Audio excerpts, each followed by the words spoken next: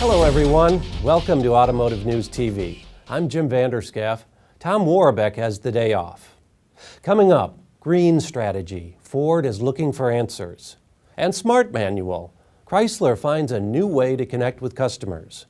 But first, domestic automakers have overtaken and surpassed import brands on vehicle quality.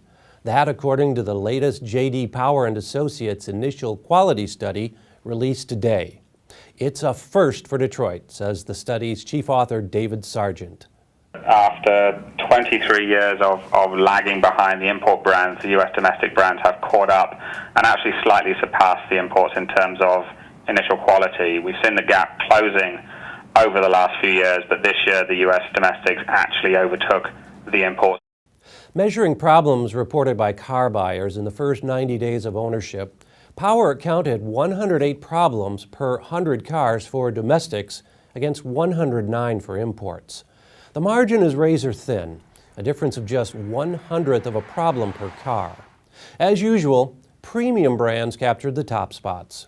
This year, the top brand is Porsche, up from number 2 last year. Then Acura, Mercedes-Benz, followed at number 4 by Lexus, which was the top brand in 2009. Among mass market brands, Ford did best at number 5 overall. Number 6 Honda and Hyundai were the other volume brands to finish above the industry average of 109 problems per 100. The swing in results is illustrated by the reversal of fortune at Ford and Toyota. A year ago, Toyota was number 6 and Ford number 8, separated by a single problem per 100. This year, Toyota's initial quality worsened by 16 points, and it fell to number 21 of 33 brands ranked, while Ford's quality improved, and it rose to number 5. Ford also knows its future is green, but just how green?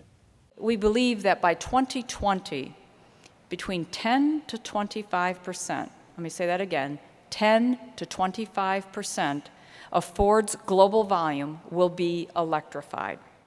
That was Nancy Gioia, Ford's Director of Global Electrification, speaking yesterday at the Automotive News Green Car Conference outside Detroit. Gioia says whether that figure ends up being 10% or 25% depends on a lot of unknowns. For example, how much range will electric vehicles have in 5 years? Range anxiety, she said, remains the #1 concern for customers. Beyond running out of fuel, the second item is, how long is my battery going to last? And then what happens to that battery at end of life? She said that as customers get more experience using the vehicles over the next 4 or 5 years, a lot of these questions will be answered. We'll start to move out of the early adopter market into some mainstream, and customers will become much more understanding of the use of the vehicle.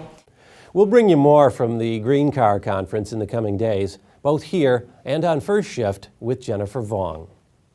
At Chrysler, owner's manuals keep getting smaller and smaller.